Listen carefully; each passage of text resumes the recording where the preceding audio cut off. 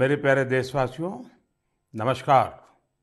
अगस्त के इस महीने में आप सभी के पत्रों, संदेशों और कार्ड्स ने मेरे कार्यालय को तिरंगामय कर दिया है। मुझे ऐसा शायद ही कोई पत्र मिला हो जिस पर तिरंगा ना हो या तिरंगे और आजादी से जुड़ी बात न हो। बच्चों ने, युवा साथियों ने तो अमृत महोत्सव पर खूब सुंदर सुंदर चित्र और कलाकारी भी बनाकर भेजी है। आजादी के इस महीने में हमारे पूरे देश में हर शहर, हर गांव में अमृत महोत्सव की अमृत धारा बह रही है। अमृत महोत्सव और स्वतंत्रता दिवस के इस विशेष अवसर पर हमने देश की सामूहिक शक्ति के दर्शन किए हैं। एक चेतना की अनुभूति हुई है। इतना बड़ा देश, इतनी विविधताएं, लेकिन जब बात तिरंगा फहराने की आई तो हर कोई एक ही भावना में बहता दिखाई दिया। तिरंगे के गौरव के प्रथम प्रहरी बनकर लोग खुद आगे आए। हमने स्वच्छता अभियान और वैक्सीनेशन अभियान में भी देश की स्पिरिट को देखा था। अमृत महोत्सव में हमें फिर देशभक्ति का वैसा ही जज्बा देखने को मिल रहा है। हमारे सैनिकों ने ऊंची ऊंची पहाड़ की चोटियों पर, देश की सीमाओं पर और बीच समंदर में तिरंगा फहराया। लोगों ने तिरंगा अभियान के लिए अलग अलग इनोवेटिव आइडियाज भी निकाले, जैसे युवा साथी कृष्णिल अनिल जी ने। अनिल जी एक पजल आर्टिस्ट हैं और उन्होंने रिकॉर्ड समय में खूबसूरत तिरंगा मोज़ेक आर्ट तैयार की है। कर्नाटका के कोलार में लोगों ने 630 फीट लंबा और 205 फीट चौड़ा तिरंगा पकड़कर अनूठा दृश्य प्रस्तुत किया। असम में सरकारी कर्मियों ने दिधाली पुखरी वार मेमोरियल में तिरंगा फहराने के लिए अपने हाथों से 20 फीट का तिरंगा बनाया। इसी तरह इंदौर में लोगों ने ह्यूमन चेन के जरिए भारत का नक्शा बनाया। चंडीगढ़ में युवाओं ने विशाल ह्यूमन तिरंगा बनाया। ये दोनों ही प्रयास ग्रीनिच रिकॉर्ड में भी दर्ज किए गए हैं। इस सब के बीच हिमाचल प्रदेश की गंगोट पंचायत से एक बड़ा प्रेरणादायी उदाहरण भी देखने को मिला। यहाँ पंचायत में स्वतंत्रता दिवस के कार्यक्रम में प्रवासी मजदूरों के बच्चों को मुख्य अतिथि के रूप में शामिल किया गया। साथियों, अमृत महोत्सव के ये रंग केवल भारत में ही नहीं बल्कि दुनिया के दूसरे देशों में भी देखने को मिले। बोत्सवाना में वहां के रहने वाले स्थानीय सिंगर्स ने भारत की आजादी के 75 साल मनाने के लिए देशभक्ति के 75 गीत गाए। इसमें और भी खास बात यह है कि ये 75 गीत हिंदी, पंजाबी, गुजराती, बांग्ला, असमिया, तमिल, तेलुगु, कन्नड़ा और संस्कृत जैसी भाषाओं में गाए गए। इसी तरह नामीबिया ने भारत नामीबिया के सांस्कृतिक पारंपरिक संबंधों पर विशेष स्टैम्प जारी किया है। साथियों, मैं और एक खुशी की बात बताना चाहता हूँ। अभी कुछ दिन पहले मुझे भारत सरकार के सूचना और प्रसारण मंत्रालय के कार्यक्रम में जाने का अवसर मिला। वहाँ उन्होंने स्वराज दूरदर्शन की सीरियल का स्क्रीनिंग रखा था। मुझे उसके प्रीमियर में जाने का मौका मिला। ये आजादी के आंदोलन में हिस्सा लेने वाले अनसुने नायक नायिकाओं के प्रयासों से देश की युवा पीढ़ी को परिचित कराने की एक बेहतरीन पहल है। दूरदर्शन पर हर रविवार रात 9 बजे इसका प्रसारण होता है और मुझे बताया गया कि 75 सप्ताह तक चलने वाला है। मेरा आग्रह है कि आप समय निकालकर इसे खुद भी देखें और अपने घर के बच्चों को भी जरूर दिखाएं। और स्कूल कॉलेज के लोग तो इसको रिकॉर्डिंग करके जब सोमवार को स्कूल कॉलेज खुलते हैं तो विशेष कार्यक्रम की रचना भी कर सकते हैं, ताकि आजादी के जंग के इन महानायकों के प्रति हमारे देश में एक नई जागरूकता पैदा होगी। आजादी का अमृत महोत्सव अगले साल यानी अगस्त 2023 तक चलेगा। देश के लिए, स्वतंत्रता सेनानियों के लिए जो लेखन, आयोजन आदि हम कर रहे थे, हमें उन्हें और आगे बढ़ाना है। मेरे प्यारे देशवासियों, हमारे पूर्वजों का ज्ञान, हमारे पूर्वजों की दीर्घ दृष्टि और हमारे पूर्वजों का एकात्म चिंतन आज भी कितना महत्वपूर्ण है। जब उसकी गहराई में जाते हैं तो हम आश्चर्य से भर जाते हैं।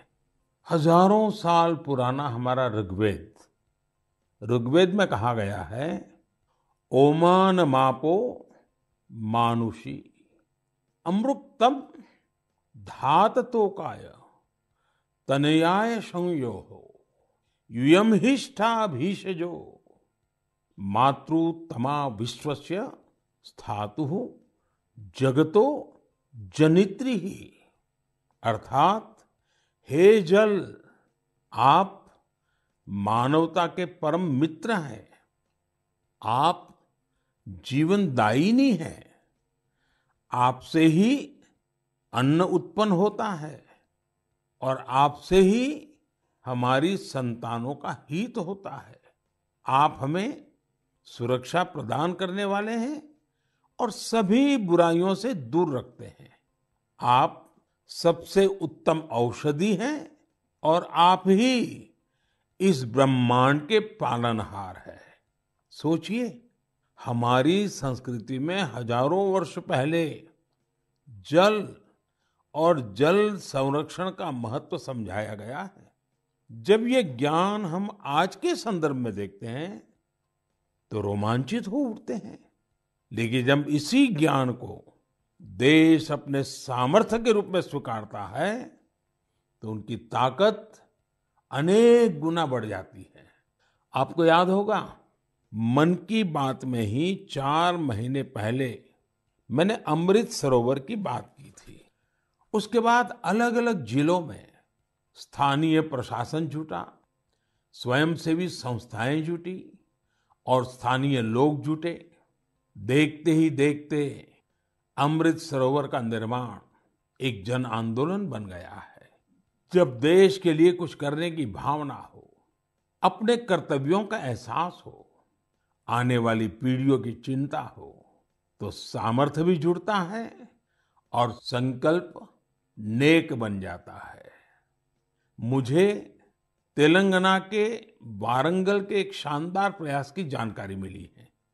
यहाँ एक नई ग्राम पंचायत का गठन हुआ है जिसका नाम है मंगत्यावाल्या थांडा। यह गांव फॉरेस्ट एरिया के करीब है। यहाँ के गांव के पास ही एक ऐसा स्थान था जहाँ मानसून के दौरान काफी पानी इकट्ठा हो जाता था।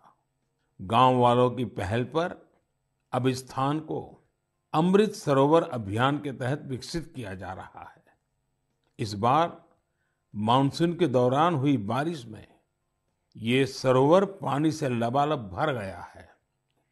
मैं मध्य प्रदेश के मंडला में मोचा ग्राम पंचायत में बने अमृत सरोवर के बारे में भी आपको बताना चाहता हूँ। ये अमृत सरोवर कान्हा राष्ट्रीय उद्यान के पास बना है और इससे इस इलाके की सुंदरता को और बढ़ा दिया है। उत्तर प्रदेश के ललितपुर में नवनिर्मित शहीद भगत सिंह अमृत सरोवर भी लोगों को काफी आकर्षित कर रहा है। यहाँ की निवारी ग्राम पंचायत में बना यह सरोवर 4 एकड़ में फैला हुआ है।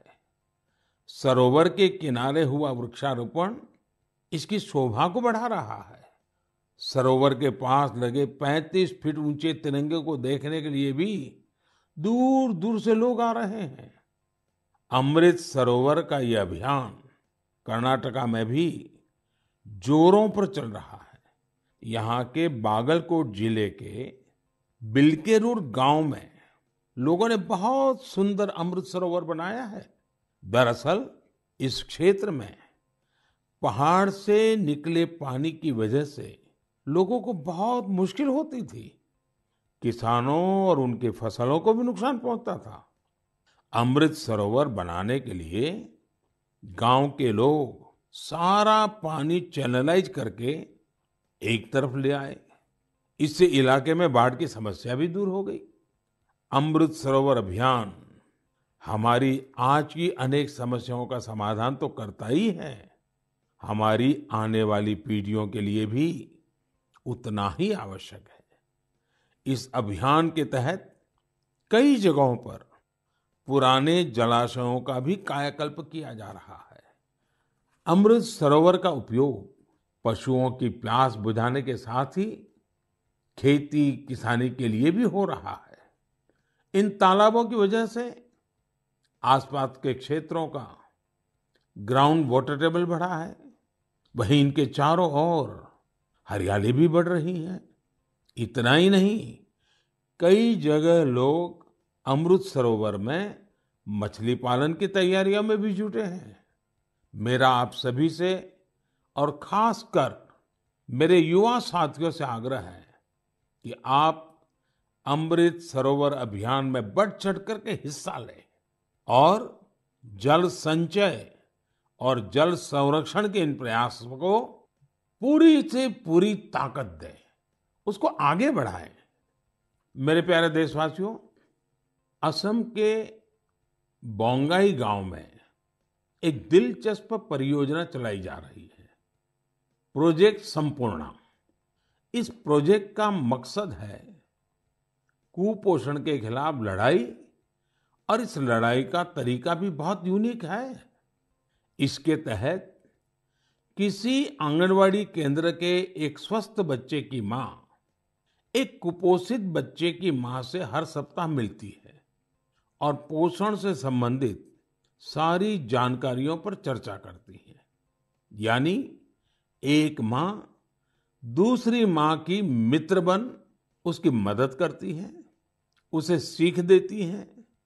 इस प्रोजेक्ट की मदद से इस क्षेत्र में एक साल में 90% से ज्यादा बच्चों में कुपोषण दूर हुआ है। आप कल्पना कर सकते हैं, क्या कुपोषण दूर करने में गीत संगीत और भजन का भी इस्तेमाल हो सकता है? मध्य प्रदेश के दतिया जिले में मेरा बच्चा अभियान, इस मेरा बच्चा अभियान में इसका सफलतापूर्वक प्रयोग किया गया। इसके तहत जिले में भजन कीर्तन आयोजित हुए, जिसमें पोषण गुरु कहलाने वाले शिक्षकों को बुलाया गया। एक मटका कार्यक्रम भी हुआ। इसमें महिलाएं आंगनवाड़ी केंद्र के लिए मुट्ठी भर अनाज लेकर आती हैं और इसी अनाज से शनिवार को बाल भोज का आयोजन होता है। इससे आंगनवाड़ी केंद्रों में बच्चों की उपस्थिति बढ़ने के साथ ही कुपोषण भी कम हुआ है। कुपोषण के प्रति जागरूकता बढ़ाने के लिए एक यूनिक अभियान झारखंड में भी चल रहा है। झारखंड के गिरिडीह में सांप सीढ़ी का एक गेम तैयार किया गया है। खेल खेल में बच्चे अच्छी और खराब आदतों के बारे में सीखते हैं। साथियों, कुपोषण से जुड़े इतने सारे अभिनव प्रयोगों के बारे में मैं आपको इसलिए बता रहा हूं क्योंकि हम सबको भी आने वाले महीने में इस अभियान से जुड़ना है। सितंबर का महीना त्योहारों के साथ साथ पोषण से जुड़े बड़े अभियान को भी समर्पित है। हम हर साल 1 से 30 सितंबर के बीच पोषण माह मनाते हैं। कुपोषण के खिलाफ पूरे देश में अनेक क्रिएटिव और डाइवर्स एफर्ट्स किए जा रहे हैं। टेक्नोलॉजी का बेहतर इस्तेमाल और जन भागीदारी भी पोषण अभियान का महत्वपूर्ण हिस्सा बना है। देश में लाखों आंगनवाड़ी कार्यकर्ताओं को मोबाइल डिवाइस देने से लेकर आंगनवाड़ी सेवाओं की पहुंच को मॉनिटर करने के लिए पोषण ट्रैकर भी लॉन्च किया गया है। सभी एस्पिरेशनल डिस्ट्रिक्ट्स और नॉर्थ ईस्ट के राज्यों में 14 से 18 साल की बेटियों को भी पोषण अभियान के दायरे में लाया गया है। कुपोषण की समस्या का निराकरण इन कदमों तक ही सीमित नहीं है। इस लड़ाई में दूसरी कई और पहल की भी अहम भूमिका है। उदाहरण के तौर पर जल जीवन मिशन को ही ले तो भारत को कुपोषण मुक्त कराने में इस मिशन का भी बहुत बड़ा असर होने वाला है। कुपोषण की चुनौतियों से निपटने में सामाजिक जागरूकता से जुड़े प्रयास महत्वपूर्ण भूमिका निभाते हैं। मैं आप सभी से आग्रह करूंगा कि आप आने वाले पोषण माह में कुपोषण या मालन्यूट्रिशन को दूर करने के प्रयासों में हिस्सा जरूर लें। मेरे प्यारे देशवासियों, चेन्नई से श्रीदेवी वरदराजन जी ने मुझे एक रिमाइंडर भेजा है। उन्होंने माय गॉव पर अपनी बात कुछ इस प्रकार से लिखी है। नए साल के आने में अब 5 महीने से भी कम समय बचा है और हम सब जानते हैं कि आने वाला नया साल इंटरनेशनल ईयर ऑफ मिलेट्स के तौर पर मनाया जाएगा। उन्होंने मुझे देश का एक मिलेट मैप भी भेजा है। साथ ही पूछा है कि क्या आप मन की बात में आने वाले एपिसोड में इस पर चर्चा कर सकते हैं।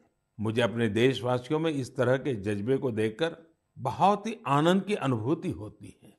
आपको याद होगा कि यूनाइटेड नेशंस ने एक प्रस्ताव पारित कर वर्ष 2023 को इंटरनेशनल ईयर ऑफ मिलेट्स घोषित किया है।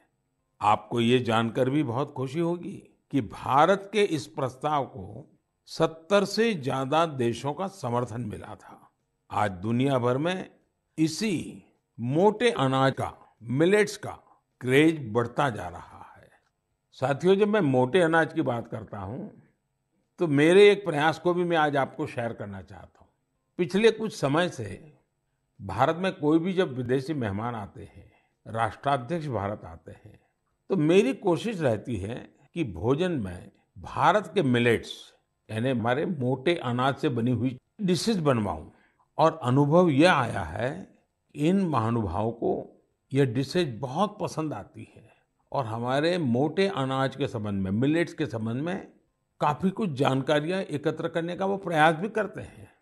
मिलेट्स, मोटे अनाज प्राचीन काल से ही हमारे एग्रीकल्चर, कल्चर और सिविलाइजेशन का हिस्सा रहे हैं। हमारे वेदों में मिलेट्स का उल्लेख मिलता है और इसी तरह पुराणनुरु और तोल्काप्पियम में भी इसके बारे में बताया गया है। आप देश के किसी भी हिस्से में जाएं, आपको वहां लोगों के खान-पान में अलग-अलग तरह के मिलेट्स जरूर देखने को मिलेंगे। हमारी संस्कृति की तरह मिलेट्स में भी बहुत विविधताएं पाई जाती हैं। ज्वार, बाजरा, रागी, सावा, कंगनी, चीना, कोदो, कुटकी, कुट्टू, ये सब मिलेट्स ही तो है। भारत विश्व में मिलेट्स का सबसे बड़ा उत्पादक देश है। इसलिए इस पहल को सफल बनाने की बड़ी जिम्मेदारी भी हम भारतवासियों के कंधे पर ही है।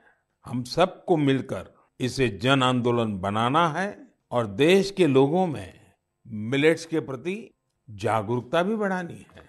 और साथियों, आप तो भली भांति जानते हैं, मिलेट्स किसानों के लिए भी फायदेमंद है और वो भी खास करके छोटे किसानों को।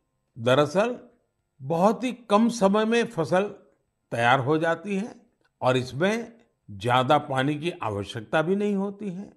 हमारे छोटे किसानों के लिए तो मिलेट्स विशेष रूप से लाभकारी है। मिलेट्स के भूसे को बेहतरीन चारा भी माना जाता है। आजकल युवा पीढ़ी हेल्दी लिविंग और ईटिंग को लेकर बहुत फोकस है। इस हिसाब से भी देखें तो मिलेट्स में भरपूर प्रोटीन, फाइबर और मिनरल्स मौजूद होते हैं। कई लोग तो इसे सुपर फूड भी बोलते हैं। मिलेट से एक नहीं, अनेक लाभ है।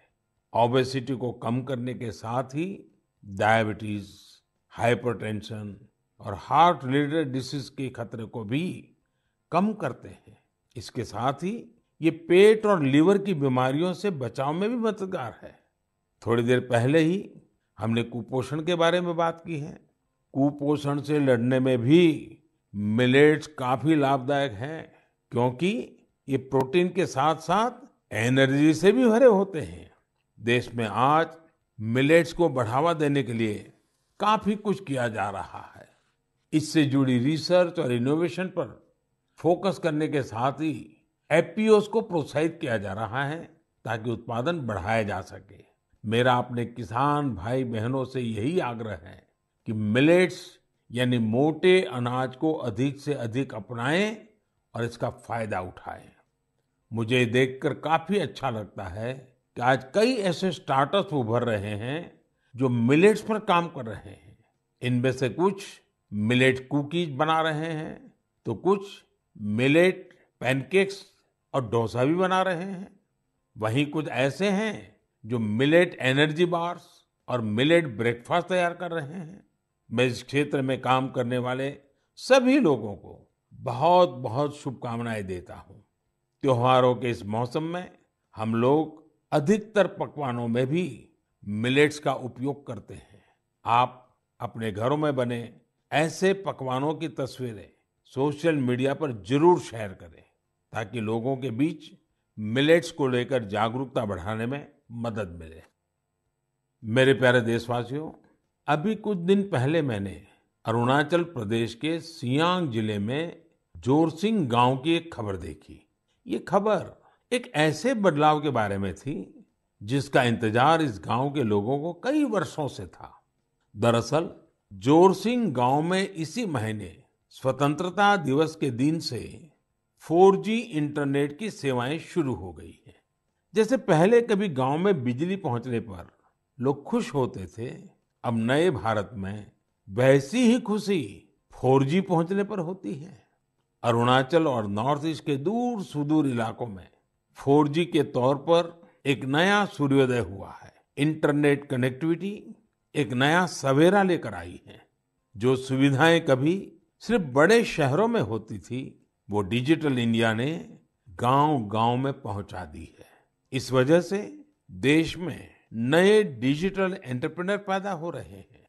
राजस्थान के अजमेर जिले के सेठा सिंह रावत जी दर्जी ऑनलाइन ई स्टोर चलाते हैं। आप सोचेंगे ये क्या काम हुआ? दर्जी ऑनलाइन, दरअसल सेठा सिंह रावत कोविड के पहले टेलरिंग का काम करते थे। कोविड आया तो रावत जी ने उस चुनौती को मुश्किल नहीं बल्कि अवसर के रूप में लिया।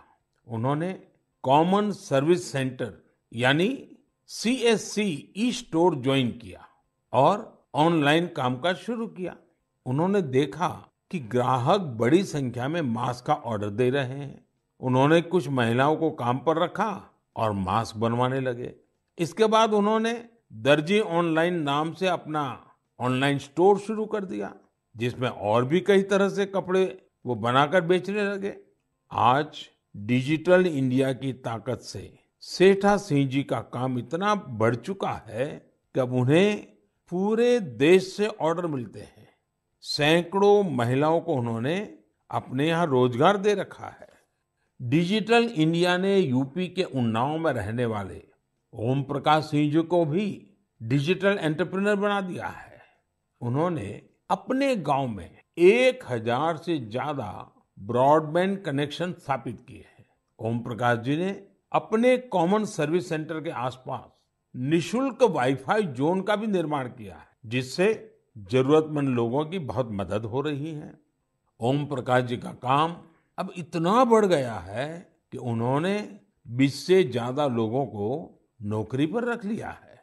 ये लोग गांवों के स्कूल, अस्पताल, तहसील ऑफिस और आंगनवाड़ी केंद्रों तक ब्रॉडबैंड कनेक्शन पहुंचा रहे हैं और इससे रोजगार भी प्राप्त कर रहे हैं।